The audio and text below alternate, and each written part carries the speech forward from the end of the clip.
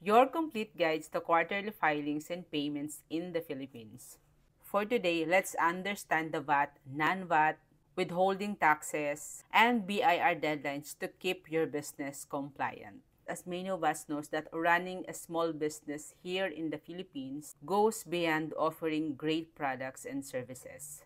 And as a responsible business owner, one of our key responsibilities is staying compliant with the government tax regulations. And among the most important obligations are the quarterly tax filings and payments. Well, hindi kasi lahat aware na failure to file or pay on time could lead to penalties at ayaw nating mangyari yon as a business owner, lalo sa mga nag start pa lang.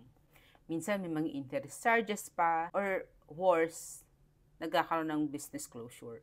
But don't worry, this guide will walk you through what you need to know, especially when it comes to value-added tax and percentage taxes, withholding taxes, and quarterly income tax. So first, importante na meron po tayong quarterly tax calendar para sa ating mga deadlines. Ano-ano po ba yung mga kailangan nating i-file on a quarterly basis, whether non-VAT tayo or VATable